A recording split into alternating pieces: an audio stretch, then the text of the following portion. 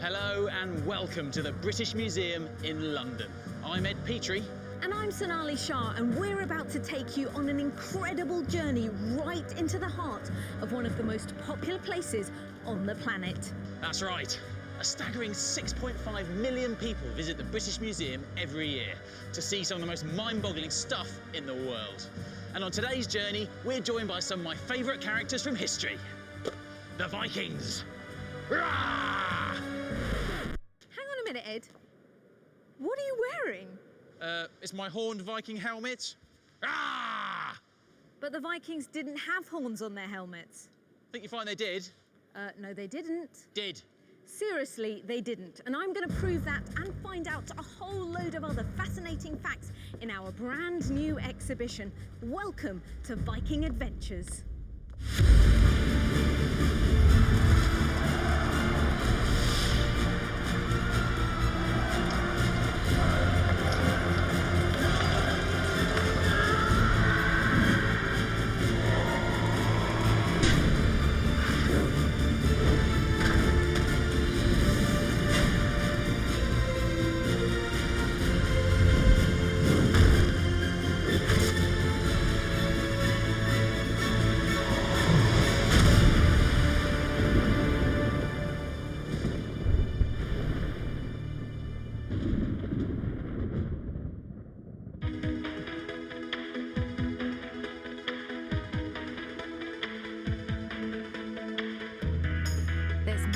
About it, the Vikings were an intrepid bunch who travelled far and wide.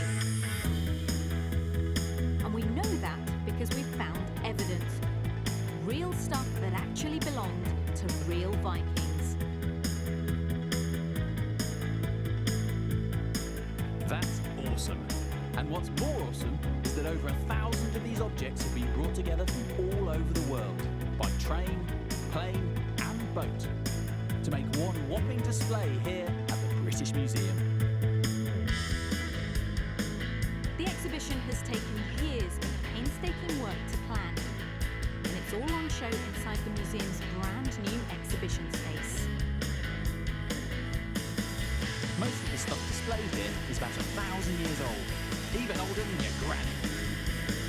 Many of the pieces are very fragile, so they're placed in air-conditioned cabinets to keep them at exactly the right temperature. And the star of the show is the remains of the longest Viking warship ever discovered. All will be revealed later. And the other star is this man, Gareth Williams. Gareth is the exhibition's curator, the guy who's organised all this, together with a huge team of experts. I think he deserves a Viking-style roar. And there's royalty in the house too. The Queen of Denmark opened the exhibition. I'm delighted to declare the exhibition Vikings Life and Legend open. And she's recorded a special message for everybody watching today. I have been interested in prehistory and archaeology since I was about 7. I hope a lot of children will be interested, not only in this exhibition, but in archaeology and prehistory, because you've got a splendid past in your archaeology and in your prehistory and in Britain, quite apart from the rest of your history. And now it's our turn. For the next 60 minutes, we've been given an Access All Areas exclusive backstage pass to venture into the world of the Vikings.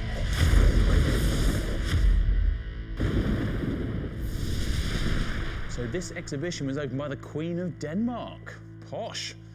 Isn't Denmark where Lego comes from? It is. Love your little Viking. Though we have been through this. Vikings had horns, they had helmets, just not together.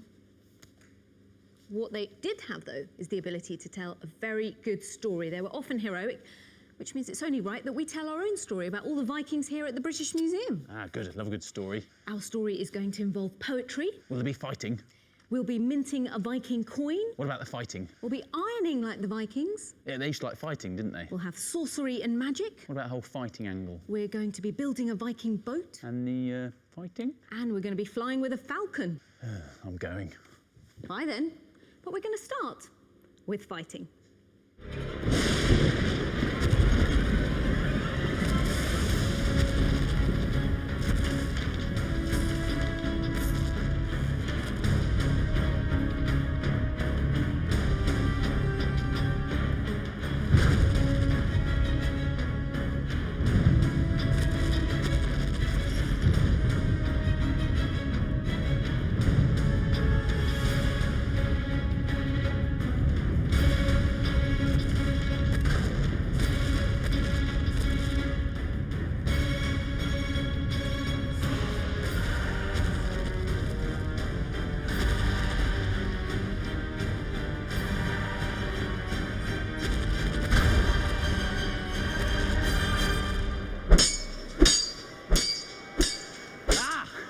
better be fighting.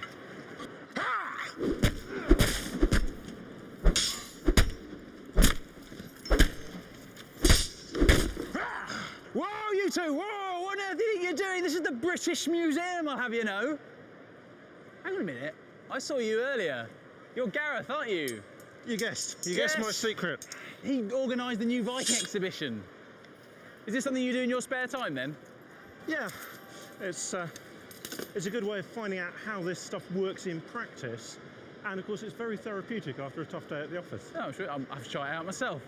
And how seriously did you take it? Have you got a Viking name? Yeah, they call me Bolverker in Frothy. Oh right, what does that mean? Well, Bolverker as a personal name, it means either doombringer or evildoer, and Frothy means wise. Well, you are a curator. Absolutely. What about your friend, or should I say enemy? What's his name? This is Sven Skullsplitter. Right. Okay, well, I'll give him a wide berth. I notice you've both got beards. Is that an important part of being a Viking? It's not absolutely necessary, but it does help. What is absolutely necessary? Well, for a Viking warrior, you basically need weapons and you need protective gear. So I suppose the sword is the most important weapon. Yes, and I've got one here that you can feel the weight of. Wow, that is heavy. That's really heavy. Seems unnecessarily heavy, really, because there's a big lump of metal on the end. But that pulls the weight back into your hand, so that weight balances the weight of the blade. Okay. It's heavier altogether, but it's easier to use. And you can use this for splitting skulls. Yeah, you can do some serious damage with that, but it's also pretty, and it's recognisable. That is your sword. Right. This is recognisable as my sword, so people can tell the sword on the battlefield. And why was swords so important to the Vikings? Well, it's a symbol of status and power. There are other weapons used, things like the axe here, Yeah. but an axe can also be a tool. A spear you can use for hunting. A sword is only really good for killing people. Right. So it's a symbol of warrior status. I think I better give it back to you. That's not a real one, is it? It's a replica. It's for combat displays. Right. We have a real one. We have lots of real ones here. What about the rest of your kit? Well, this is all the protective gear, and in fact, if I use Sven here to demonstrate, if you'd like to just step back for your own safety I'm here. more than happy to. The main means of protection is the shield. It's just got a metal boss protecting the hand itself, the rest is wood, so eventually it'll get hacked to pieces. Yeah. But in the meantime, it protects pretty much the whole of his body. But if I break it up or draw it off to one side, he's then still protected by this mail shirt. Right. So the mail protects against a cut, and he's got padding underneath that. So how are you going to get him? Well, the head is also the prime target. Ooh! As is the back of the leg. Oh, that is nasty. Yes, once you hamstring someone, he's not going to move again in a hurry. Oh, Gareth, you horrible, sneaky Viking. Well, I'm a bit scared of you now, so I'm just going to head down here. Whoa. Excuse me, skull splitter.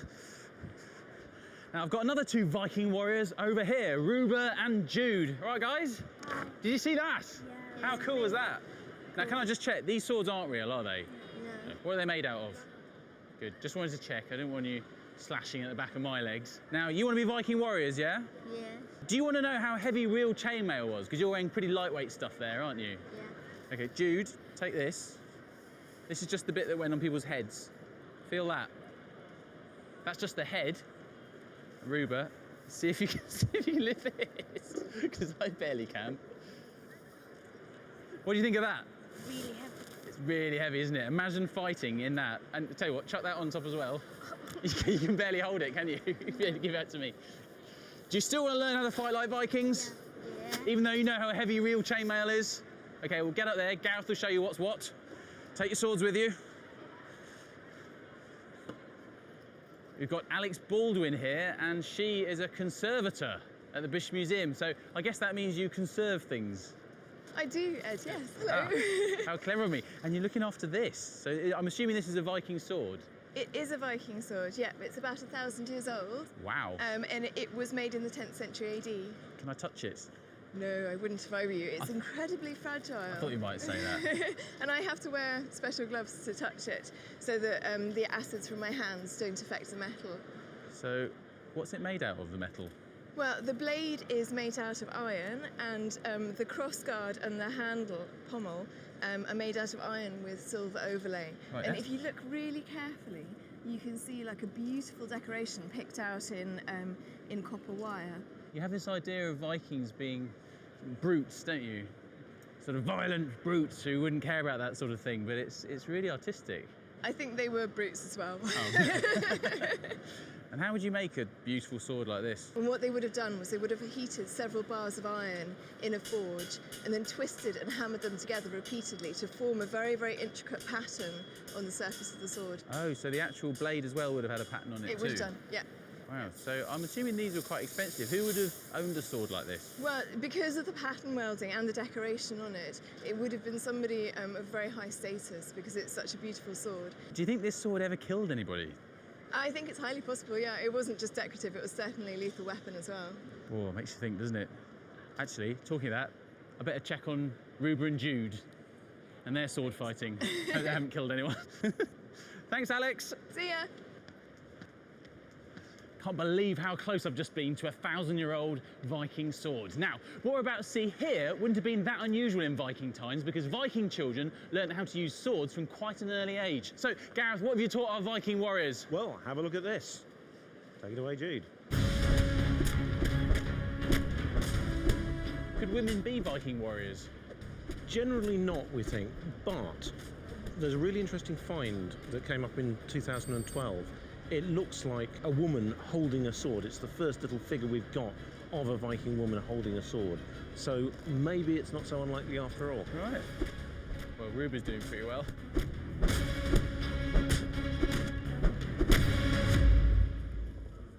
Those are some serious sword fighting skills. And did you see that 1,000-year-old Viking sword?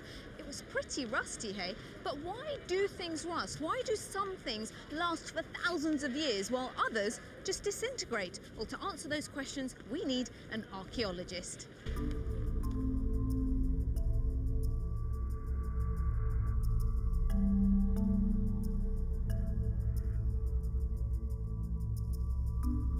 And on the lawn of the British Museum is Hayley. Hello, Hayley. Hello, Sonali, nice to meet you. You're an archaeologist, which is lucky for me. I am. What does one of them do? Well, an archaeologist is somebody who studies the past and people of the past. Like the Vikings? Like the Vikings and the Romans and the Anglo-Saxons. And they do that through the excavation and digging up of material culture, which is basically the things, the objects, the buildings that people leave behind. Do you spend a lot of your time then just doing this? Digging up? Yes, archaeologists spend a lot of time excavating and digging because most of the material that people leave behind is now buried under layers and layers of soil. Now, some activity over here has caught my eye. You're going to have to tell me what's going on. So, we're going to undertake an experiment. We have 3 troughs with 4 different materials, and we're going to bury these materials and see what happens to these things over time. I have 4 little helpers to help us, and in the first trough we have some wood. The wood is going to be buried, so if we begin to bury that wood, that would be great. In the second trough we have another material. We have some textile that's actually silk. So we're going to bury this material and see exactly what happens to it. So bury away. In this tub we have 2 materials. We have some iron nails and we have some very glittering, beautiful gold, both of which... Looks like some of my jewellery. both of which we have in the exhibition.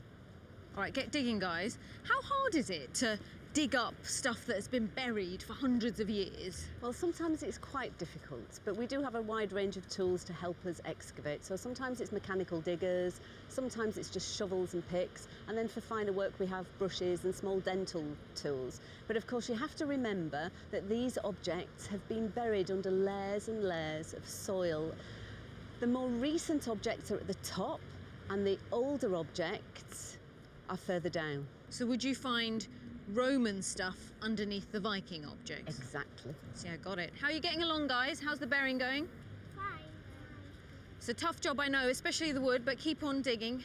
What's the weirdest, freakiest thing an archaeologist has ever found? Oh, and it's a good question. I had heard that there was a really particularly weird, crazy find from York. Okay. Is that what's under here? Because I've been curious about this What is under here? red material. Yes. Guys, can you guess what it is? Shout out your answers. Can you give us a clue? I can give you a clue, one clue. Okay. And the clue is Vikings produced this every single day. Well, Well, we're going to come back to find out what it is and also see how our experiment is coming along. 1,000 years ago, the Vikings lived in the countries that we now call Denmark, Norway, Sweden and Finland. These countries were surrounded by water, making it easier for the Vikings to get around by river and sea than by land. Their daring raids and long sea voyages made the Vikings famous and feared. When they weren't at sea, they were expert farmers and traded goods like furs, amber, whalebone and walrus ivory. Their name comes from the word Vikinger, which in early Scandinavian languages means pirate.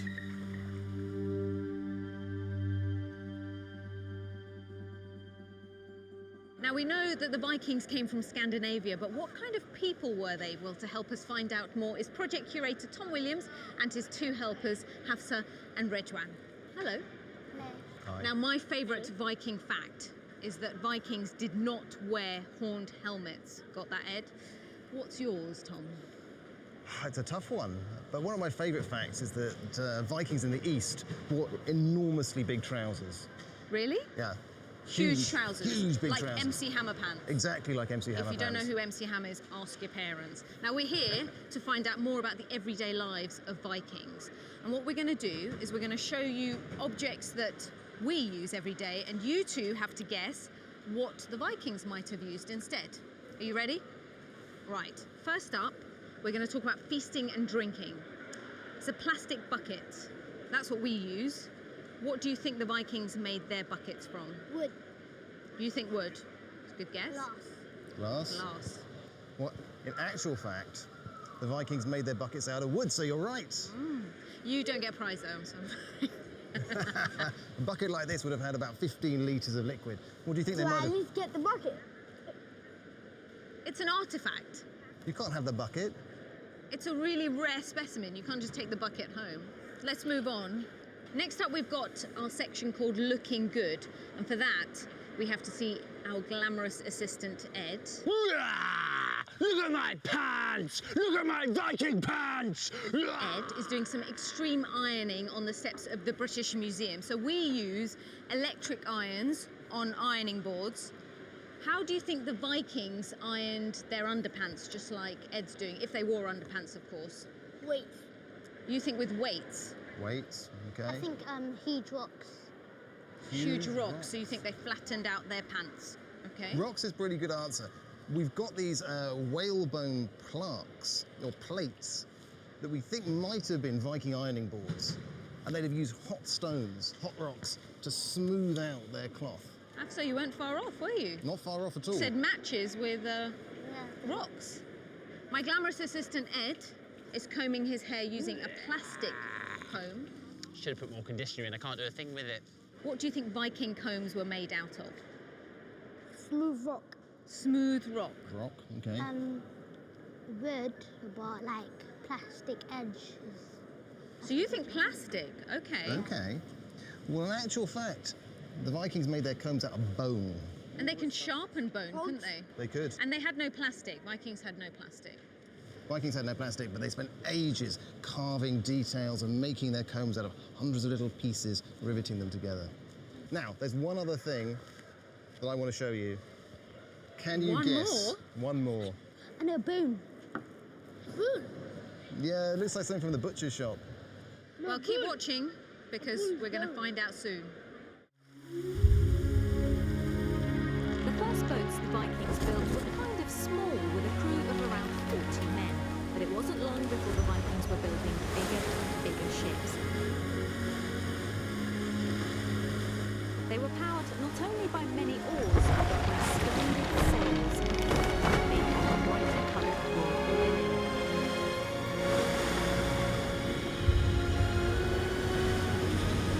As the Vikings ventured further afield, they designed deeply built cargo ships for carrying goods and great warships. These were known as Viking longships, which would sail across the seas in fleets to conquer other nations. And the largest warship ever found is called Roskilde 6, and it's at the heart of our exhibition. The The remains of this magnificent ship were found by chance in a harbour just next to a Viking ship museum at a place called Roskilde in Denmark. Workers were dredging the harbour to expand the museum and came across a ship graveyard right beneath their feet. Imagine their excitement when they uncovered the 1,000-year-old timbers. Getting the ship's timbers safely onto dry land and over here was an immensely delicate operation.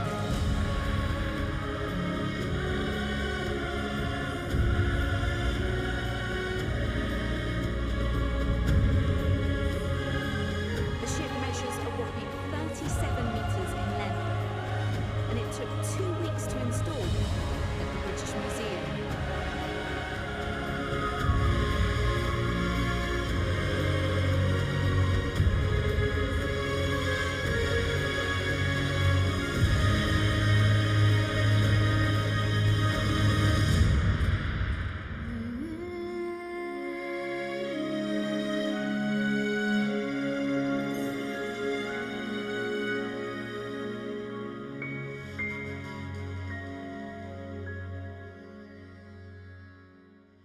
I'm joined here in this lovely boat with Michael, who's an absolute expert on the Vikings. Now, Michael, how important were ships to the Vikings? Look, Ed, I don't think you could be a Viking without a ship, you see. I mean, the very word in their language means, well, to go Viking meant to go raiding or to go on an expedition. So that was who you are. Your ship was like your horse if you were a cowboy. And am I right in thinking they were called longships? They were called longships, yeah. They started off probably just this sort of size, you know, sailing on the coastal routes around Norway and Sweden, but then they built bigger and bigger, and then they built them so big they realised they could probably sail anywhere, and they just about did. And they weren't just built well, were they? They looked great too. They looked fabulous. Vikings love adornment, you know, they wear wonderful personal adornments. They loved bling, you know, their weapons were inlaid with gold, and they did the same with their ships. There's stories of great Viking ships that had purple sails and the rows of shields when they were coming into harbour with gilded decorations and bright paint on them. And the dragon prow on the front of the ship would be painted with bright reds and blues and gilt around the eyes. So it was a wonderful sight. Do you think it was to intimidate the enemy to a certain extent? I think it was partly to psych themselves up, you know, and partly pride in their ships, a bit like kind of boy racers doing their cars up, I sometimes imagine. And how many Viking boy racers would there be in one of these ships? Well, on a big ship, really, you know, 70, 80, even maybe 100 rowers on those huge ships, like the one in the exhibition. So it must have been an amazing sight to see a fleet of a few hundred ships. Terrifying. See a ship of 100 Vikings coming towards you, rowing away. Literally terrifying. There's a monk in Northumbria says, these were unheard of things. We had never seen anything like this before when the heathen men came to our coasts. So what sort of techniques did they use to build these ships that intimidated everyone so much? Very, very interesting question. They're amazing pieces of technology. And to find out, you should ask Mike and Brian from the National Maritime Museum of Cornwall, and they can show you exactly how they did it. Right, OK. Sounds like it's time for me to bail out then. Thanks, Michael. Hey! Another presenter lost. Woohoo! Hi. So you guys build Viking ship replicas, do you? We do, yes. OK, so if I want to go on a raid, yep. How do I build... By the way, that's not going to happen. I'm a very law-abiding citizen. But if I want to go on my own Viking raid and build a ship, where do I start? Yeah. Well, you have to start, first of all, with the keel, and then you build into the keel the stem. This is the keel. OK. So we start off with a big bulk of timber, and we shape it. So that's like the backbone of the ship? Yeah, the backbone. OK. And then how do we slot in these planks? Well, we start off with the first 2 planks, which fit in under this rebate, and they're fastened in with nails. Oh, just ordinary nails? Yeah, special boat nails. And the Vikings had those, did they? Ah, they did, yeah. Here's an example. This is what we're using, and they're fastened through the boat. OK. They're pretty simple, with these little washers. And how do you stop it falling apart? Well, let me show you. You come round here. Brian, can you give me a hand? Yeah. So we fasten them in here. Okay. Okay. Ready? Yep. and then the rope goes on.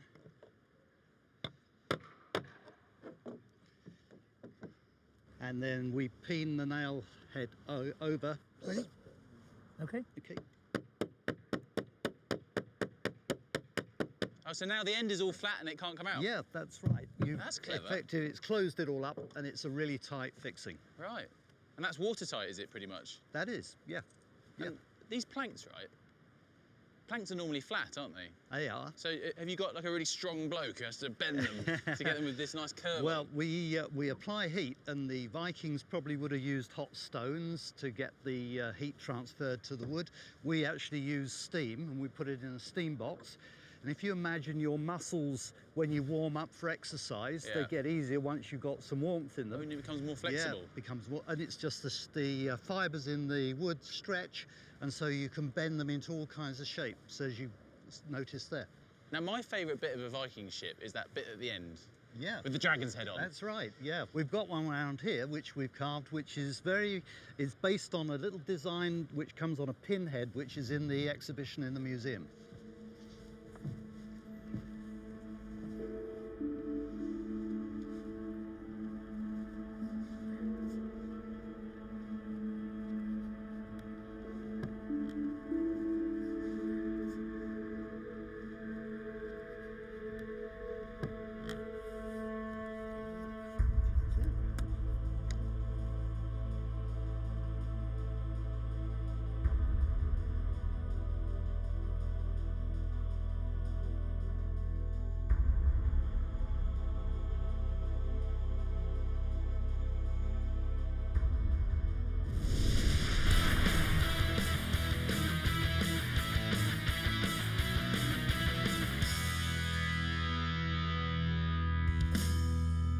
Welcome to our Viking shop. There's all sorts you can buy here. Helmets, shields, swords, all things that Vikings wore.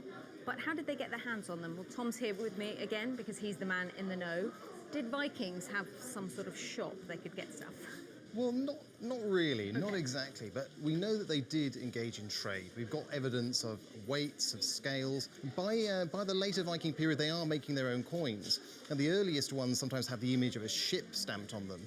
Later ones, the bust of a king, very much like our own coins do today. We have the Queen's head. If you step over here, I can show you how they made them. Ooh, we can make our own money here. We can. So these things are called blanks. So as you can see, they've got nothing on either side of them. Yes. And what you have on this side, this is called a coin die. Okay. This is the obverse, so it's on the underside of the coin. And you place it down on there like that. The collar goes over the top. Okay. And this is the reverse. So this is what will be on the top of the coin. The top of the coin. So that slides in there like that. Oh, I can see where we're going with this. I need the hammer, don't I? So just give it one really good whack. Just one. I hope I'm strong enough. Ooh, good one. Put that down. Let's see what we've got. Oh, that's not bad. Not bad. So they made their own money. Wouldn't this be brilliant if we could do this? Oh, yeah. Now, we have the Queen's head. What is that? Well, it's probably a raven, or maybe an eagle.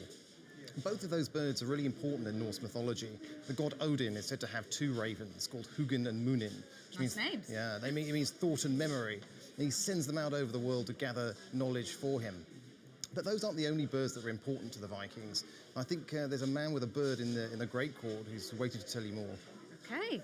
Thank you very much for teaching me how to make money. You're my favourite curator at the British Museum. You're welcome.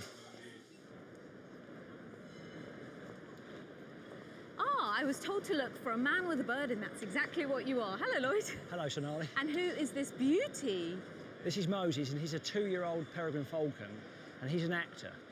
Oh, quite a star, are you, Moses? What would we have seen him in? Oh, many different films, some commercials, BBC Natural History Unit documentaries, so he's quite a star. Very showbiz. So why were falcons, like Moses, so important to Vikings? Well, peregrine falcons like Moses, are the fastest animal on the planet. Faster than cheetahs? Faster than cheetahs. Okay. Twice as fast, probably. And what were they used for? Well, before the invention of the gun, people used birds of prey because he's a predator. He hunts kill. other birds and mammals to catch food to eat. Ah, so he was essential so people had food. Exactly. But also, it was a sport of the very rich and wealthy. So Middle Eastern sheikhs, if you had a peregrine falcon, it was a very high status symbol. You'd be held in very high regard if you could afford to buy one. That means, Lloyd, you're a very important man because you have Moses. Well, no, well, Moses is very important. Of course, that goes without saying. Now, I always see falcons when they're not flying with these hoods. You've got to tell us why they wear them. Well, the principle of wearing a hood is unchanged for centuries. Right. And it basically keeps him calm and quiet. So can you Like imagine? blinkers on a horse. Yeah, similar, but even more so, you see, because he can hear, but he can't see. Right. So you can imagine if you're a Viking, you've caught a wild peregrine falcon, it's not going to like you. So I would imagine they would have used a very similar design type hood. Oh, you think the Vikings might have used it? Almost, I would really think they would have done, because then that would have kept the falcon quiet on its long sea journey. I want to see him in action now. Is that possible? Yeah, that certainly is. Oh, yeah. Great. Right, so if I can take his hood off. Hello.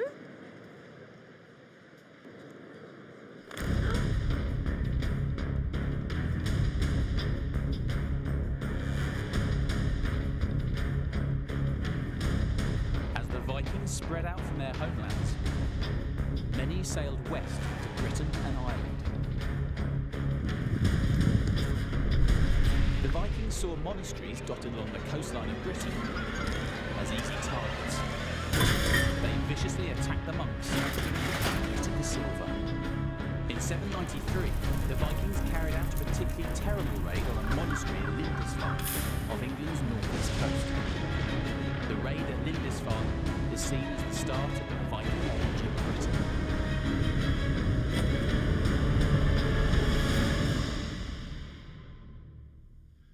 Her waran, ferne draken und am Lüfte fleonde.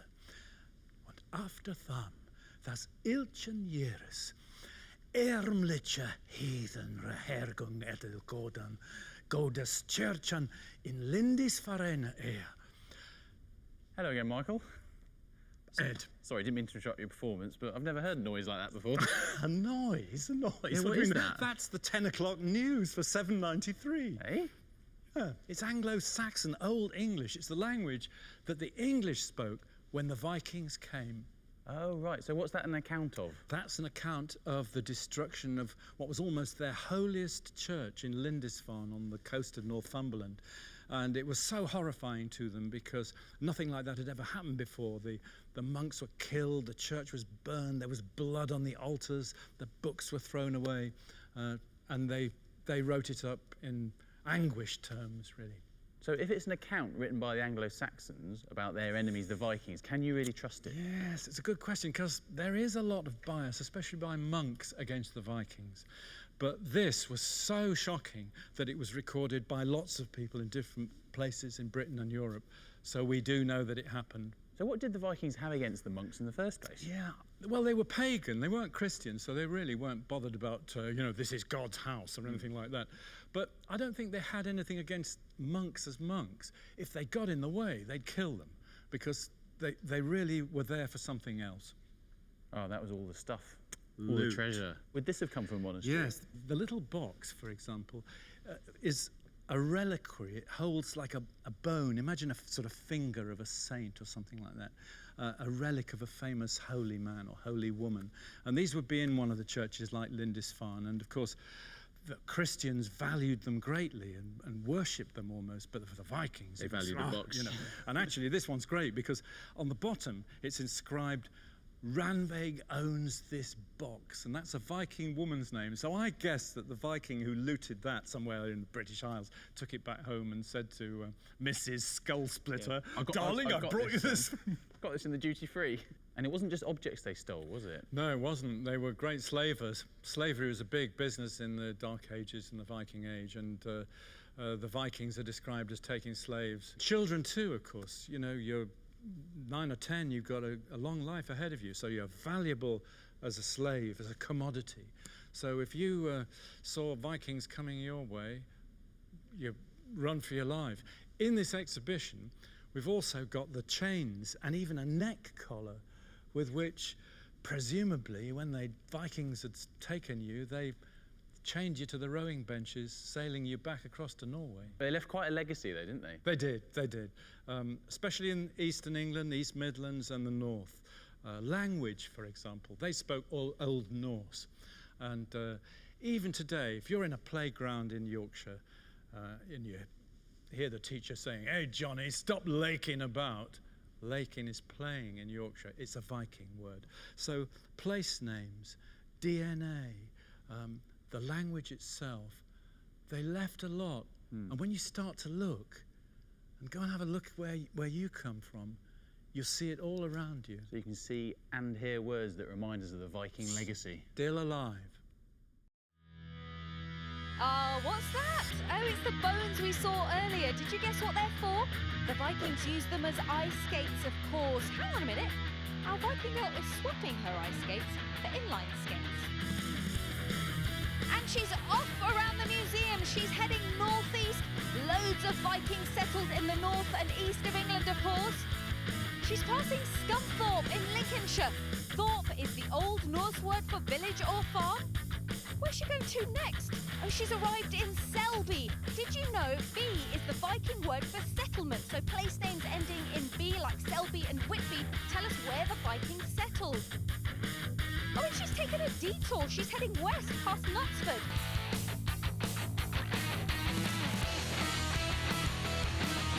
And she's passing Swansea, an old Viking trading post.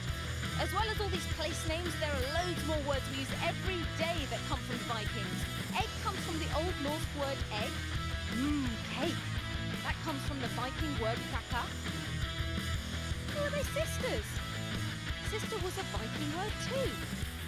And we get bag from the Old Norse word baggy. And the word husband comes from the Viking word husbandi.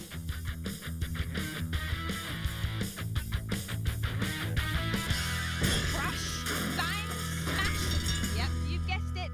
They're also Viking words. I didn't realise the Vikings had left us so much. It's incredible, isn't it? And it's not just place names. Here to tell us more is Aya van Rantherham. Aya, what else can we trace back to the Vikings? Well, the Vikings did have their own alphabets, which we call runes. So for instance, this is an S rune, stands for Looks like S. an S. This is an O rune. Looks like an F. It's a bit confusing. This is an N rune. That looks like an X. This is an A rune. They look really similar. This is an L rune. And this is an I rune. So this is my name. This is your name in Viking runes. runes. Exactly. Oh, brilliant. Actually, there is another rune that you might recognise. Okay. I'll show you. It's actually two runes in one. We call this a bind rune.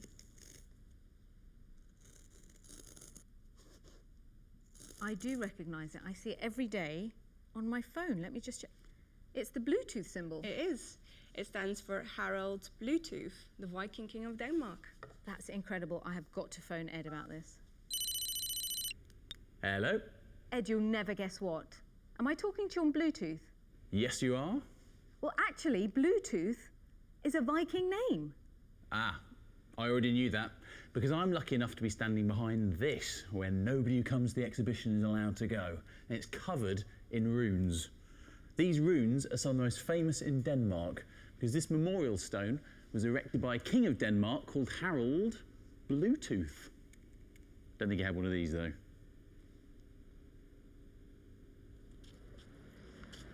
Ah, I know what that means now. It means the beast. That's what the ship's called. How are we getting along, guys? Well, we're doing very well. Our experiment is going really well. Our materials are all buried in the tub, but of course in real archaeology, sometimes buildings and roads are built on top of the archaeology. So Hannah here is going to help me, and we're going to put some buildings on top of our archaeology. So Hannah, grab your bricks and build me a building. You always get the heavy stuff, don't you, Hannah?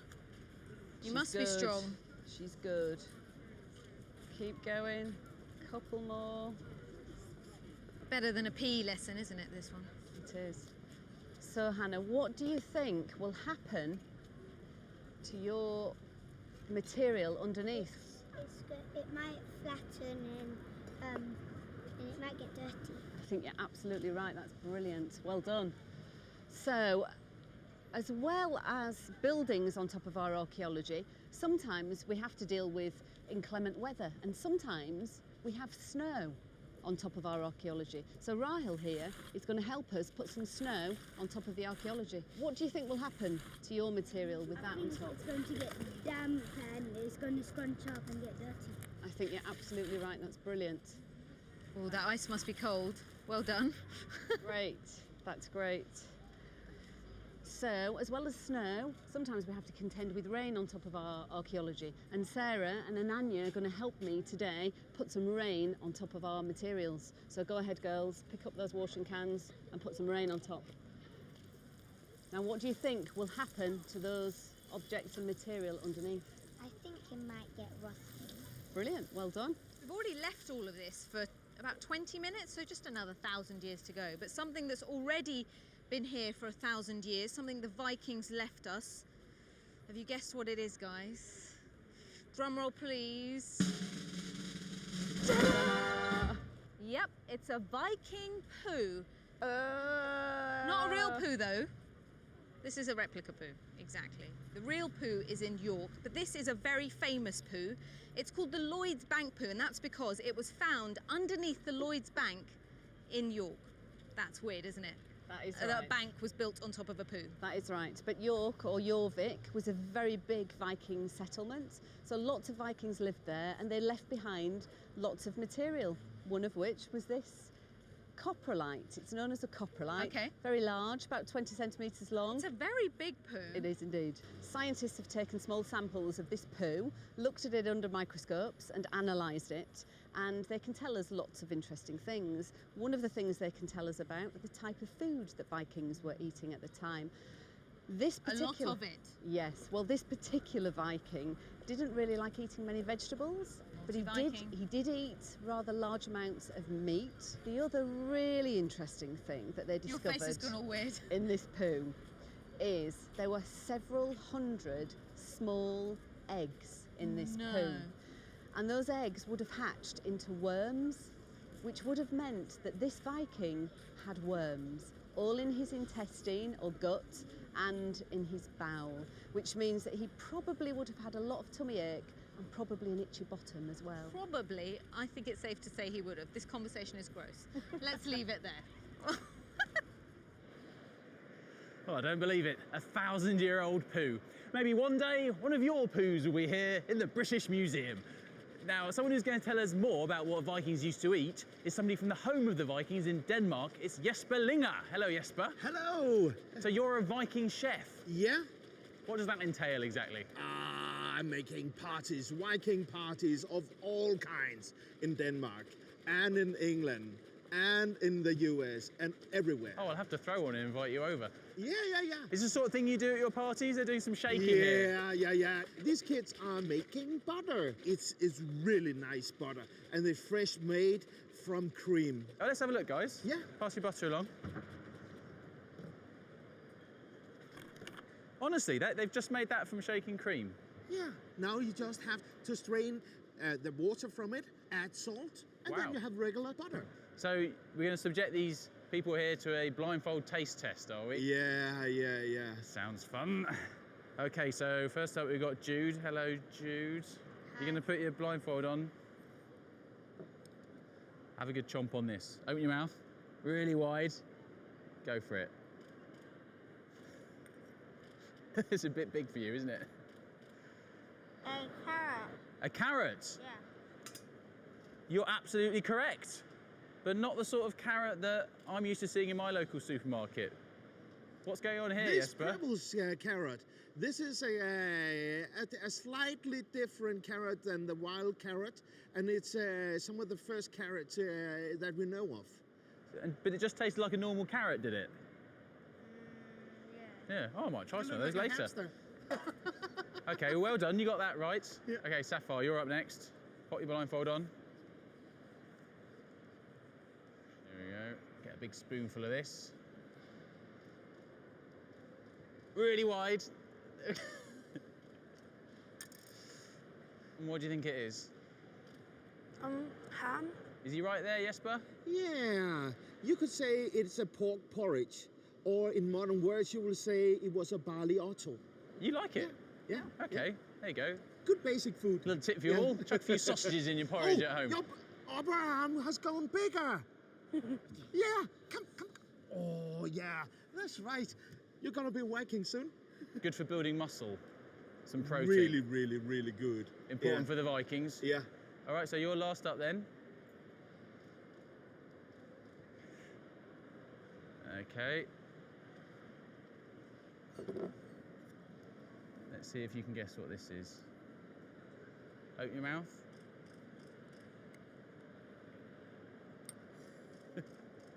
What do you think? Is it fish? Yeah. This one is eel. That's what you've just eaten there, Jade. What do you think of that?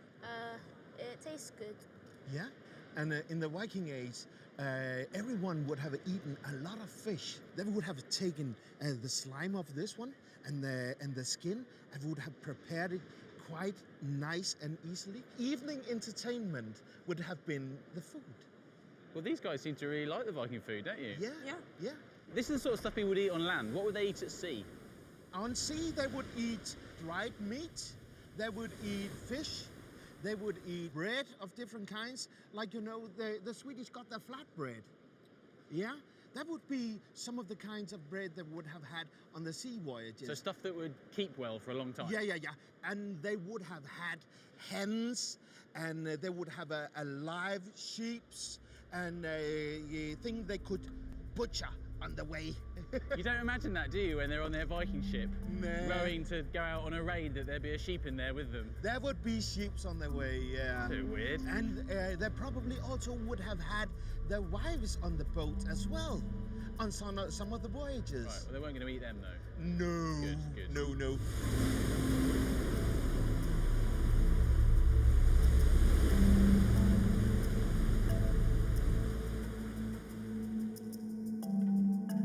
In the exhibition with Tom. Now, Tom, we've heard a lot about Viking warriors, and we're not sure whether the women of the time were warriors, but what do we know about Viking women?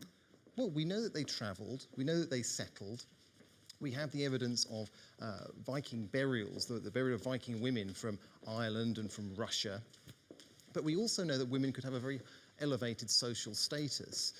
There's one, as they should. Absolutely right. And there's a grave from Firkat in Denmark of a woman who is buried on the back of a wagon with very costly jewellery, blue clothes, makeup.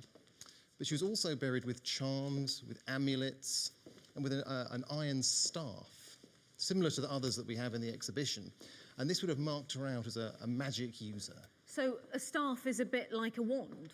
Absolutely, precisely.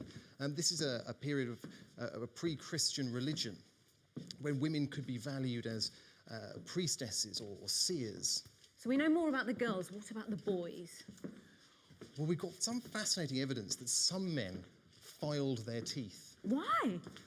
It would have been hugely painful, but yeah, it would have marked them out as very fierce warriors on the battlefield. It's about presenting an image. And some men seem to have gone even further than that.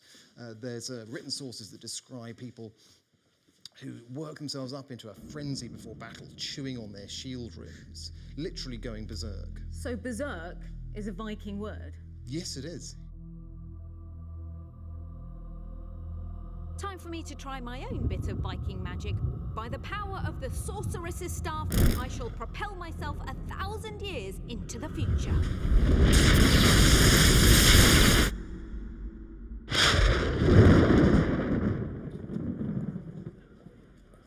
Doesn't time fly? 1,000 years have passed and you've all grown beards. If you've all got hairy, I want to see what's happened to these materials. Okay, let's take these buildings off the archaeology, and Hannah's going to dig and see what we have underneath. That's it, get digging.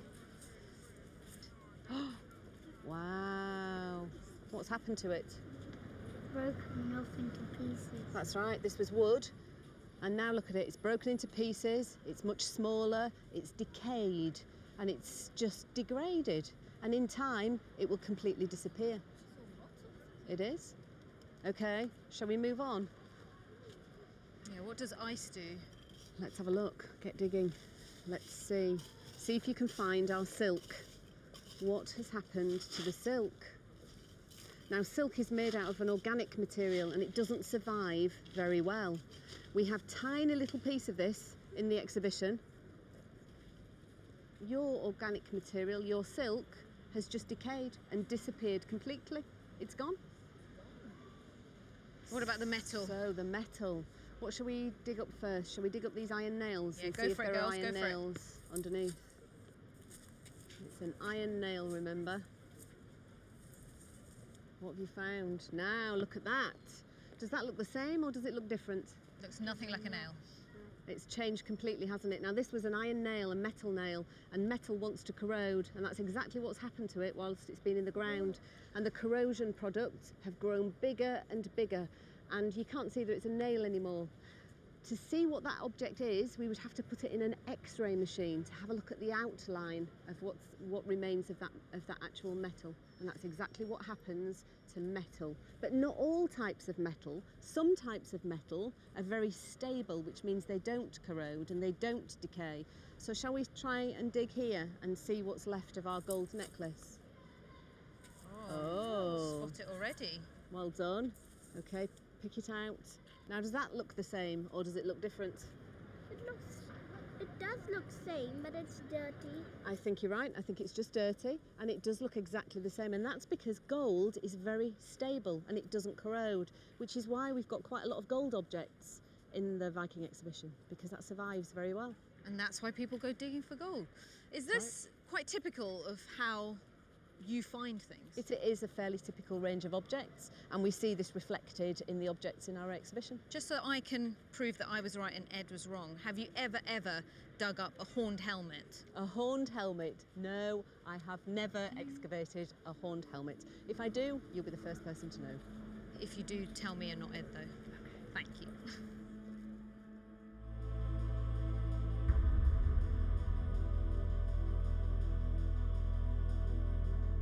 It's amazing to think that all this stuff was dug out of the ground, some of it quite recently. Makes you wonder how many things are still buried that we don't know about. Now, we're coming towards the end of the show, and one thing I'm dying to find out about, excuse the pun, is what happened to Vikings at the end of their lives. And apparently you can tell us about this, Michael. Well, you know, people think that Vikings loved fighting and therefore loved dying heroically, but my impression of the Vikings is that they loved life. You know, they loved friendship, they loved feasting, they loved travelling, they were curious and they were brave. But they believed that you should meet your fate with a clear eye. And if you died in battle, then it was better that you died as a hero. And if you died as a Viking hero, then you went to Valhalla. And what's Valhalla? Valhalla is the Hall of the Dead up there in the heavens. And if you're a Viking hero and you've died heroically in battle, you go up to the hall and you're met there by the king of the gods, Odin himself, the great Odin who flies across the heavens on an 8-legged horse accompanied by 2 magical ravens. And you go into the great hall and there's feasting tables laid out for the heroes where you'll drink mead and rejoice in your bravery, served by the Valkyries, female spirits who look after the brave warriors. We even know what they said to you. What was that? Imagine I'm a Viking warrior and my name is Eric Bloody Axe and I've died heroically in battle, and I enter the great hall and they're preparing the feasting hall ready to welcome me. They say, "Hail Thunu, Eric, hail to you, welcome, Gak I hall, Horsk, come into the hall, brave hero." How will they get there? You have a Viking funeral. Now, ordinary Vikings, they just bury you in the ground, but if you're a great Viking, they might even burn your ship, and they put your body in the ship, they bring it onto the land, and they fill the ship with all the things that you most loved in your life. They might even have human sacrifice. They might kill your slave women to go with you. They might kill your horse, or even, Ed, your dog. Not your dog? Your dog.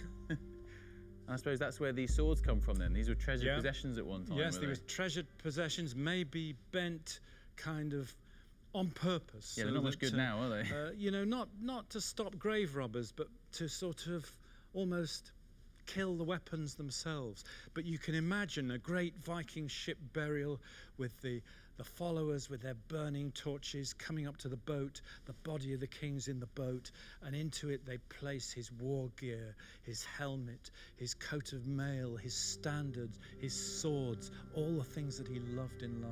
Must have been quite a sight.